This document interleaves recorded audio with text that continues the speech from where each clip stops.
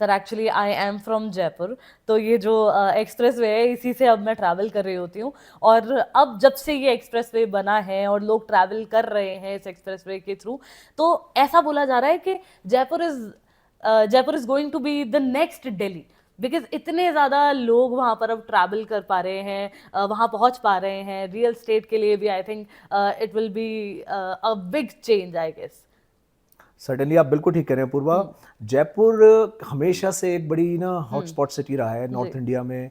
एक उसका बड़ा एक अलग से उस शहर का जो कल्चर है, उसका जो टूरिज्म को जितना वो अफेक्ट करता जो इम्पैक्ट करता है, जो इतना मुझे लगता है कि every foreign tourist who comes to north India, Jaipur is on the list.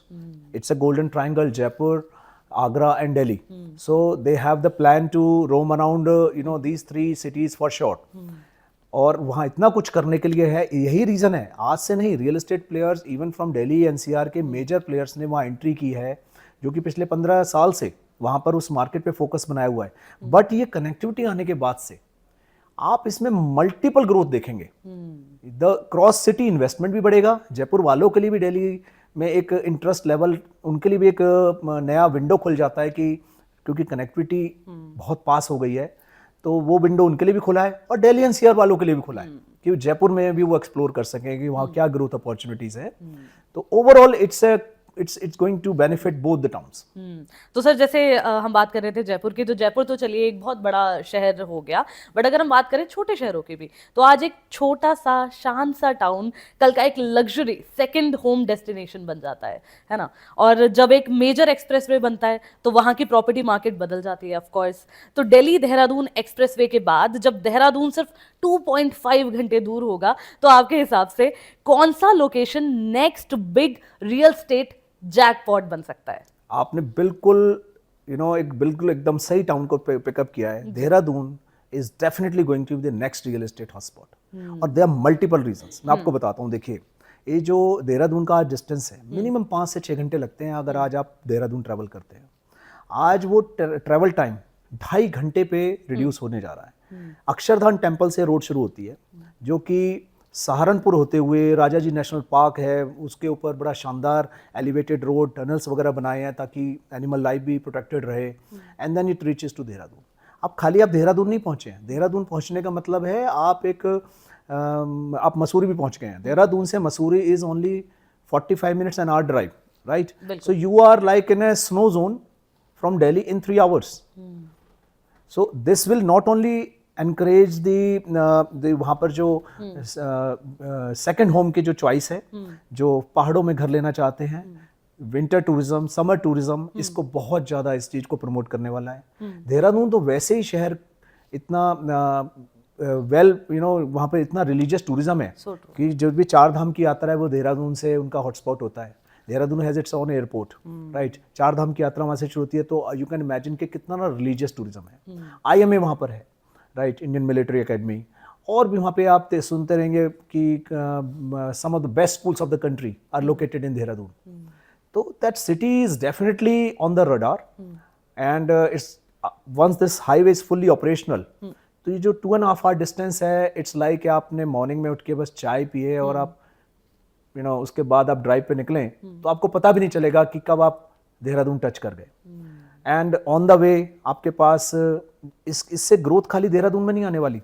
आप सबसे पहले आप शामली के पास टच करते हो KGP हाईवे, जो कि कुंडली गाजियाबाद पलवल हाईवे है, उसको आप पहले इस पे एक्सप्रेसवे को इस पे टच करते हो, तो that connectivity is easier to Shamli. Shamli के बाद आप सीधा एंटर करते हैं आप सहारनपुर में, सबसे लंबा का स्ट्रेच है जो सहारनपुर को क्रॉस करते हुए जाता है। उस शहर के अंदर बहुत बड़ी टिम्बर मार्केट है, उस शहर के अंदर बहुत ग्रोथ आ सकती है, जो कि बिल्कुल आउटस्कर्ट पर है इस एरिया में, और वहाँ से काफ़ी इकोनॉमिकल एक्टिविटीज़ चलती हैं।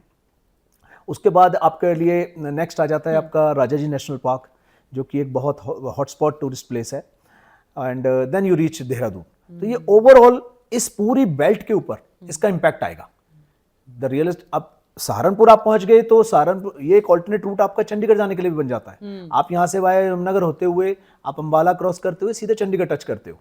मतलब देयर आर मल्टीपल, एक एक्सप्रेसवे आने से खाली आपका उसी शहर के साथ कनेक्टिविटी नहीं बनती, आपके पास उससे 50 किलोमीटर के आसपास के जो भी मेजर टाउन है उनमें भी सेम ग्रोथ आती है। जैसे कि मैंने मेंशन किया मसूरी, बिल्कुल right, once you reach Dehradun you the first topic comes to the mind going to Mussoorie, Mussoorie चलते हैं। राइट। सिमिलरली आप जब सहारनपुर आप 2 घंटे में 1.5 घंटे में पहुंच गए तो आपके पास बगल में यमुनानगर है, आपके पास अंबाला है।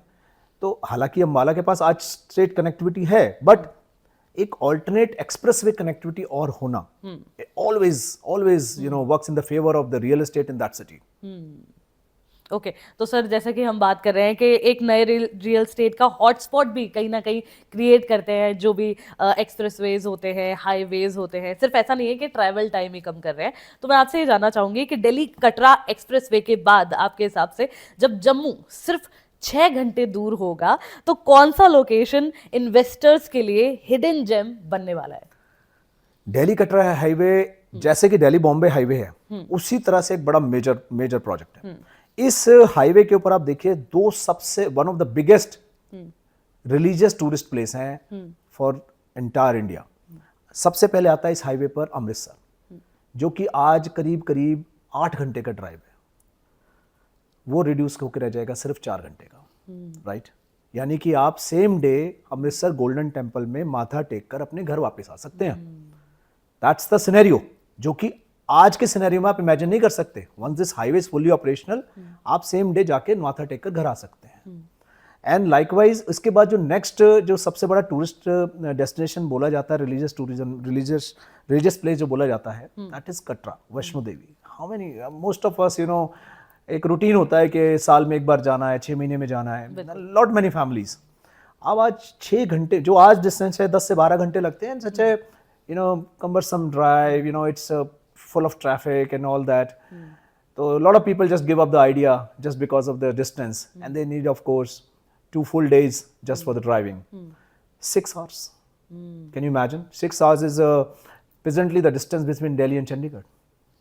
So you are, where are you going? You're going to Vaishno Devi, Katra, through that highway. So that's about the you know the comfort level.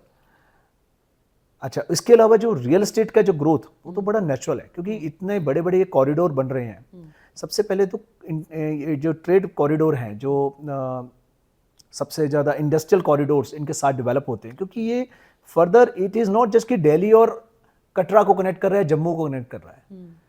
Once you reach Delhi में आते ही ये हाईवे, दिल्ली से पहले तो KMP पे कनेक्ट होता है, वहाँ पर आते ही बॉम्बे हाईवे मिल जाता है, तो आप उसमें जा गए। उसके साथ ही आप इसके साथ ही KMP से आप निकल के आप वाया शामली होते हो, आप देहरादून के लिए निकल सकते हो, आप सहारनपुर जा सकते हो, आप मतलब देर मल्टीपल, आप यमुना एक्सप्रेसवे को पकड़ के आप आगरा जा सकते हो, अब आगरा पहुंच गए तो आप लखनऊ निकल सकते हो। तो ये जो पूरा हमने स्टार्ट में जो डिस्कशन किया, जो भारतमाला प्रोजेक्ट है, they are all part of. तो इसकी जो कनेक्टिविटी है, इससे ये सारे टाउन आपस में बहुत फास्ट कनेक्ट हो जाते हैं। जब सारे टाउन वंस अगेन कनेक्ट हो जाते हैं तो इनके रियल एस्टेट में जो सबसे पहला जंप आता है कि वहाँ पर आप इंडस्ट्री सेटअप करना इजी हो जाता है, फ्रेट मूवमेंट इजी होती है, और लोगों के पास जब टूरिज्म बढ़ेगा तो एम्प्लॉयमेंट भी बढ़ेगा, राइट। एंड उस एरिया में नए नए होटल्स की रिक्वायरमेंट आएगी, that's all that will create real estate. जो आप देख भी रहे हैं कि रियल एस्टेट जो सिर्फ पहले मेट्रो सिटीज़ में रिस्ट्रिक्टेड होता था, भाई दिल्ली, बॉम्बे, चेन्नई एंड कोलकाता, बस ये 4 मेट्रो टाउन्स के बारे में बात होती है। आज आप बताइए, आज बात होती है Bangalore, Hyderabad, Jaipur, Chandigarh, Indore, right, Surat, Ahmedabad, likewise so many towns are emerging. Why? Because of they are getting connectivity through these highways, right? Not only these towns have air connectivity, but these are also well connected with the highways. और उसका indirect impact वही होता है कि इन areas में real estate opportunities create होती हैं, and the similar lifestyle which people used to think are only available in bigger towns, in metro cities, is gradually reaching in these towns also. आज कोई फैमिली अगर कोई पानीपत में रहती है या कोई फैमिली लुधियाना में रहती है, they are well settled in those towns, they have no reason to move out of that city. They can afford all kind of luxury in that town, and they can have all kind of the real estate reaches to that town so fast, क्योंकि connectivity है। आप लुधियाना इस highway से मात्र 2.5 से 3 घंटे में पहुंच सकते हैं। तो जो रियल एस्टेट हॉटस्पॉट इसके ऊपर सारे डेवलप हो रहे हैं, आप जैसे ही इस हाईवे पे चढ़ते हैं तो सबसे पहले तो करनाल और जो कैथल है ये उस बेल्ट को क्रॉस करता है। फिर उसके बाद ये आगे जो पंजाब में जहाँ ये एंटर होता है, जहाँ की संगरूर एक डिस्ट्रिक्ट है, मलेरकोटला, लुधियाना, फिर हम आगे जाएंगे जलंधर है। ये इस सारे बेल्ट को बहुत टॉप क्लास रियल एस्टेट में कन्वर्ट कर देगा। इन टाउन में आज जो लैंड के कॉस्ट अवेलेबल हैं, probably you are seeing the cheapest land available, क्योंकि ये वंस फुल्ली ऑपरेशनल ये प्राइसेस दोबारा हाथ नहीं आने वाले।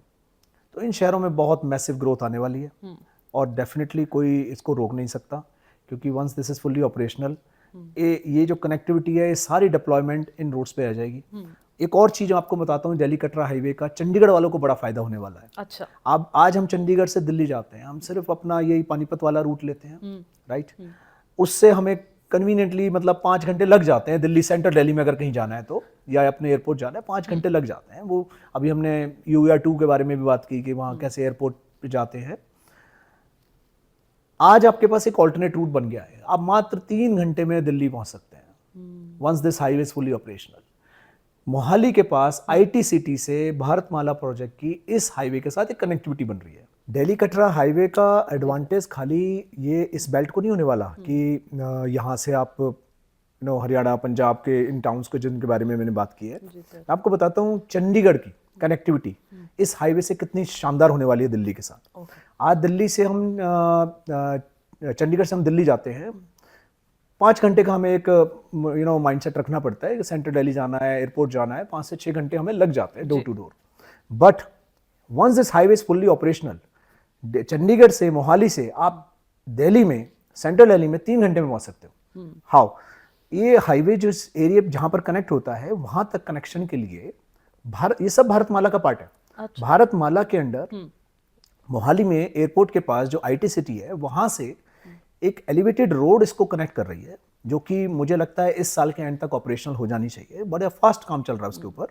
और उस हाईवे से वो अंबाला नारनौल हाईवे के ऊपर उतरेगा, वहां से आप दिल्ली कटरा हाईवे लेते हुए मात्र 3 घंटे में चंडीगढ़ से आप दिल्ली एयरपोर्ट पहुंच सकते हैं या सेंट्रल दिल्ली पहुंच सकते हैं, जो कि इस हाईवे की रेलेवेंस को और भी ज्यादा बढ़ा देता है। इससे क्या होगा, जो जितने भी सब टाउन इस लोकेशन के आसपास पड़ेंगे वहां पर ग्रोथ आना नेचुरल है, क्योंकि जो मैक्सिमम ट्रैफिक डिप्लॉयमेंट है वो इधर मूव करेगी।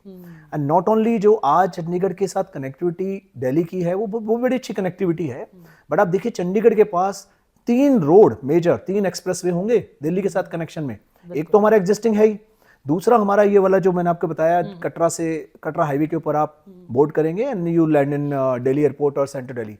थर्ड मैंने आपको बताया था कि दिल्ली देहरादून हाईवे भी चंडीगढ़ को कनेक्ट करता है।